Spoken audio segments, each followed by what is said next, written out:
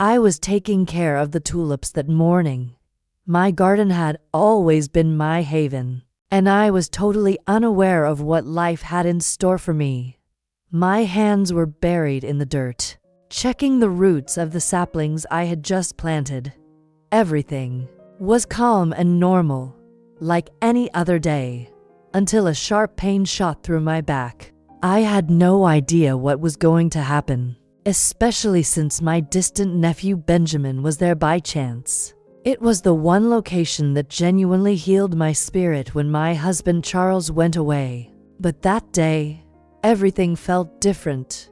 I was 67 years old, but people would frequently ask me how I managed to look so young for my age. To be honest, there was no big secret. I just took care of myself with a healthy diet, regular exercise, and a resolve to never lose the young woman inside of me. However, I'll admit that loneliness had sunk deep into my soul. Even though my beauty may have still drawn attention, there was an emptiness inside that I couldn't shake. As I was positioning one of the saplings, I felt a sudden pain in my back. It was so sudden and unexpected that I dropped everything I was holding. For a moment, I closed my eyes in an attempt to breathe through the pain, but it didn't help.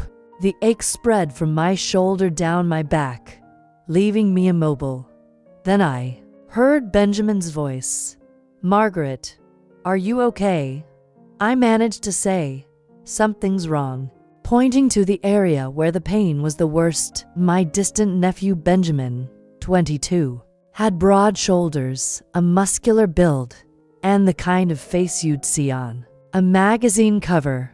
His chestnut hair shimmered in the sunlight, and his piercing eyes were fixed on me with concern. He had a natural charm that attracted everyone's attention, even though he didn't seem to notice it himself. "I am unable to move. Are you prepared for this? Because this is a journey, not simply a narrative. Whether this seems like your sort of narrative, every moment might test the boundaries of what you thought you understood. When boundaries are blurred, emotions get entangled, and admissions linger like silent cries. Remember to support me by subscribing to my channel and turning on alerts." Benjamin knelt next to me and murmured, "Let me help," as his large hands stroked my shoulders. "It typically helps him. I'll give you a massage." I felt an uncontrollable chill go through me. I stated that I was eager to do anything to stop the agony since I lacked the power to object. But what truly surprised me was the impact of his touch. Benjamin put his hands on my back and started applying little pressure. I must admit that I hadn't experienced this level of intimacy in years. His fingers were powerful yet surprisingly soft as they moved over my tense muscles. And as the pain gradually subsided, a strange warmth began to spread throughout me. It was as though the lonely woman inside of me had been awakened, and I exhaled a breath that was a little too deep. Perhaps Benjamin and I began to speak, but I was unable to continue because the words became stuck in my throat. He remained silent. Benjamin continued to massage my back steadily and deliberately until he abruptly stopped and leaned closer to look at me. "Margaret, this is really bad," he said in a serious and worried voice. "We can't fix this out here in the garden. So let's get you inside by the fireplace. The warmth will help, and I'll grab some." He continued to massage my back in a way that made me hyper-aware of every touch. In that moment, I felt something shifting, and it scared and excited me in ways I wasn't prepared for. "We need to take care of this. Apply some lotion to your back." When we entered the room, the crackling fire filled the space with a warm golden glow, and the heat instantly relieved some of the tension in my body. I hesitated for a moment, but the pain convinced me to do so. So I nodded. He helped me to stand carefully. "Take it slow," he said, his strong hand supporting me. There was something strangely comforting about how he held me in a closeness I hadn't felt in years. Benjamin quickly spread a blanket on the floor and gestured for me to lie down. "You need to stretch out your back in a more comfortable position. I've got some cream," he continued, his eyes earnest yet a little hesitant. "It will assist in releasing those muscles. Lay down." Feeling the fire's warmth seep into me as Benjamin rubbed the cream between his hands to warm it up. The first touch of his hand on my shoulders made me let out a breath I didn't even realize I'd been holding. "Just relax," he said softly. "You'll feel better in no time." But every touch of his hands was doing more than just easing my physical pain. It was stirring something inside me, something I thought I'd buried a long time ago. As his fingers moved down my back, my thoughts became both clearer and more chaotic. Benjamin's touch wasn't just healing, it was awakening. For a moment, I hesitated inside, but the pain was too much. So I quickly accepted. Benjamin gently grabbed my arm and helped me to my feet. "Take it slow. Be careful," he said. When his strong hands almost completely wrapped around me, I felt an odd sense of security. This young guy's protectiveness gave me a closeness I hadn't felt in years. When we entered the house, the flames in the fireplace painted the room in a warm orange glow. The crackling of the fire and the heat that filled the room instantly relaxed me. Benjamin quickly spread a blanket on the floor and motioned for me to lie down. "Need to loosen your back in a more comfortable position," he said, his eyes still serious but flickering with something softer. "I brought some cream too. This will soften those muscles." I lay down, feeling the warmth wrap around my body, and Benjamin squeezed the cream into his hand, rubbing it between his palms to warm it up. The first touch of his hands on my shoulder made me involuntarily take a breath. "Calm down," he whispered. "You'll feel better now." But every time he touched me, I sensed something was shifting. His hands weren't just relieving my physical pain, they were also reviving emotions that I had suppressed for years. As his fingers moved over my back, my thoughts were calm but also confused. Benjamin's touch was slow but sure, going deeper in both physical and emotional ways. "It's no wonder your muscles are so tight," he said, drawing my attention to the warmth in his voice. "You're taking on too much, Margaret. You need to think about yourself too." I made an effort to clarify my treatment. Benjamin, the gardener, halted his touch without my knowledge. "Your remarks made me feel even more comfortable than the fire, but they also made me uncomfortable. You need more than just the garden. You need someone who cares about you." I didn't want to believe that. I didn't really grasp what he meant. Or perhaps I did. "Benjamin," I eventually murmured in a trembling voice. It felt both comforting and frightening to be this close to him. His hands slid slightly lower on my back at that point, continuing the massage. The warmth of his touch released the tight regions, but within, it was building a new type of knot. "You're really helping, but I know," he spoke more slowly this time. "But don't worry, everything will work out like the flames of the fire, Margaret." I sensed that his words went beyond simple guidance. His presence was getting closer every second, and as Benjamin's hands moved slowly but steadily down my back, releasing each muscle, I started to feel uneasy. His warmth moved deeper, slower but determined, and at that moment, my mind began to cloud and an internal struggle began. "Margaret, stay calm," I told myself, but I couldn't seem to control it. As his warm hands moved lower, closer to my shoulders, my heart started pounding. On one side, it was Benjamin's proximity, and on the other, the boundaries that years had set in place. Suddenly, the voice inside me screamed loudly. He's your distant nephew, Margaret. You shouldn't be doing this."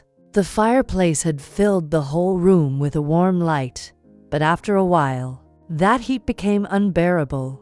When I saw Benjamin wipe the sweat from his forehead, my eyes couldn't help but drift to him. Suddenly, he pulled up the bottom of his shirt, lifting it off his muscular, sun-kissed body that practically glowed in the firelight, almost like a sculpture. It's hard to explain what I felt in that moment. I hadn't felt this close to anyone in years. "This heat from the fire is too much," he said, dropping his shirt to the floor. His tone was casual, but the depth in his gaze left me frozen. Then, his eyes met mine. "Margaret, you're getting really hot too," he said, his voice soft but firm. "Keeping that garment will make you feel worse.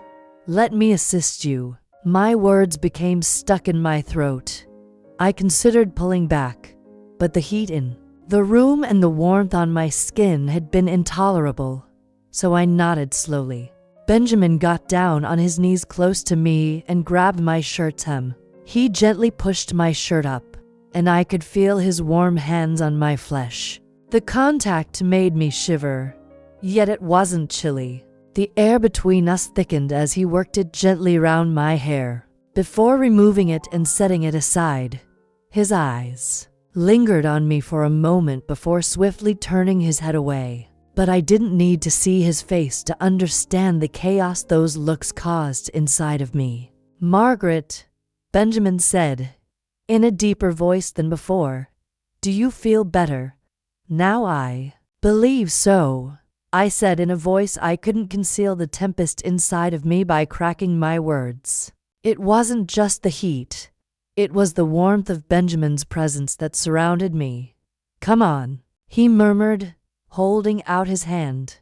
"Let's go sit on the couch." When we reached the couch, Benjamin's protective nature felt so obvious and natural that the fears inside of me started to melt away.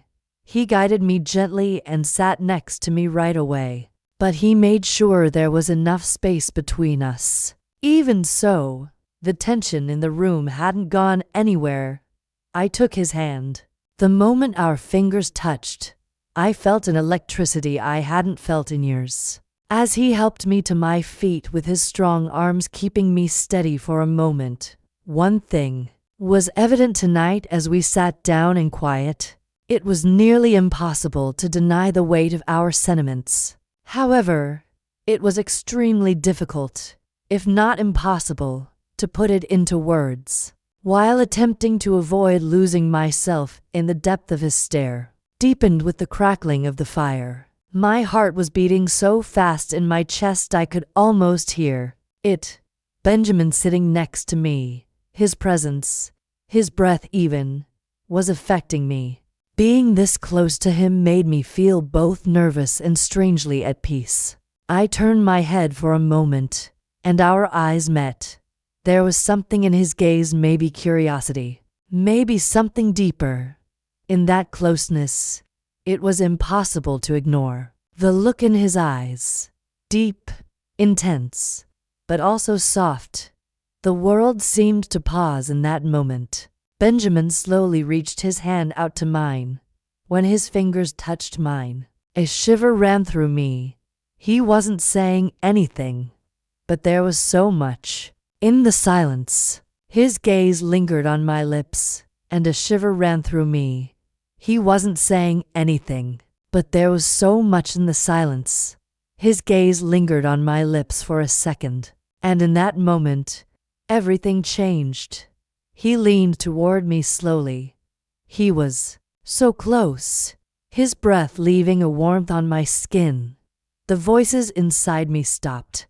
There was no right or wrong anymore in that moment. There were only Benjamin's eyes and his closeness to me. I closed my eyes and leaned in just a little toward him. When our lips met, it felt like time had paused. The first touch was gentle and soft and inquisitive, but in a matter of seconds, that tenderness transformed into something more powerful. His warmth, his breath, The feel of his lips, everything seemed connected to reality by the loneliness, fear, and longing that had accumulated inside of me. In that instant, I somehow merged with him. His hands moved gently over my cheeks as the kiss deepened, and my hands instinctively gripped his shoulders, radiating the warmth of his skin through my palms. Eventually, we both pulled away at the same moment, our breaths uneven, but the bond between us felt stronger than ever. This was more than just a kiss. It was the expression of years of bottled-up emotions, suppressed desires, and perhaps even a hidden bond. I realized that I was experiencing breathlessness, my heart pounding as if it were about to burst. This occurred following the kiss. When I looked into Benjamin's eyes, I saw a question and a deep desire. My mind went completely silent, and I knew that my body and heart were making the decisions. I said shakily but clearly, "Yes, I want you." Everything between us would never be the same tonight. Benjamin's face briefly flashed with surprise, but then a slow smile spread across his face, and the expression in his eyes mirrored the warmth surrounding me. "I want you too, Margaret," he said, his voice both soft and firm. "I've been trying to hold back, but I can't anymore. I want you." He said something inside me snapped. The loneliness and fears I carried for years seemed to melt away in an instant. "I desire you," he said. "I want to be with you." Through me like waves, every word touching my heart. Benjamin gently cradled my face in his hands and moved closer to me once more. This time, there was no hesitation. We both knew exactly what we wanted. When his lips met mine, the intensity of our emotions went beyond words. This moment was a turning point for me. Benjamin's presence, his warmth in his words. Despite all my fears, I wasn't planning to stop anything now. I hadn't stopped anything. I had completely let myself go with the flow of my feelings. Now, with nothing but a thin sheet over us, breathless and tangled up in each other's limbs, Benjamin was lying next to me. With a small smile on my face, I looked up at the ceiling and noticed our shirts and pants scattered on the floor. The night felt so surreal. It was like a dream. Benjamin turned to face me, that captivating smile still on his face. His hand gently touched my cheek, with his thumb briefly grazing my lips. "Margaret." His voice was deep and soft. I wouldn't trade this moment for anything. I turned to him, filled with the mixed emotions still running through me, and said in a voice full of gratitude, "Thank you, Benjamin. I haven't felt this alive in a long time. But you, being this big, young, and handsome, I really like." I had no intention of hiding the sincerity and thankfulness in my eyes. Benjamin's lips curled upward in his signature charming smile spreading across his face.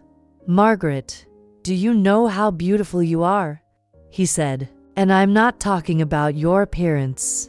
Being with you is a very different experience. Your genuineness, friendliness, and everything else. You do improve my self-esteem. I needed you." Benjamin. His words and touch were so vivid and powerful that I wanted to permanently mark this night in my memory. I couldn't take my eyes off of them. To be honest, I couldn't. "If you were here, I'll be coming here a lot, Margaret. From now on, whenever you need me, I'll be here," Benjamin said, grinning a little as he ran his fingers over the edge of the sheets. I hope you enjoyed my story. It was an exciting journey, and I'm so happy to share it with you. If you want to hear more stories like this, he said, his voice full of determination and sincerity, just to see you, just to give you these moments. In that moment, I felt like a new door was opening in my life. The burdens and loneliness of the past were slowly fading behind me, and having Benjamin by my side filled me with a deep sense of trust and peace. I closed my eyes, took a deep breath, and moved a little closer to his warmth. In the event that you enable alerts, remember to subscribe. You'll be the first to know when a new episode airs. And your likes and comments are very appreciated. Hearing your thoughts and feelings inspires me to create more. So thank you very much, and I'll see you in the next narrative.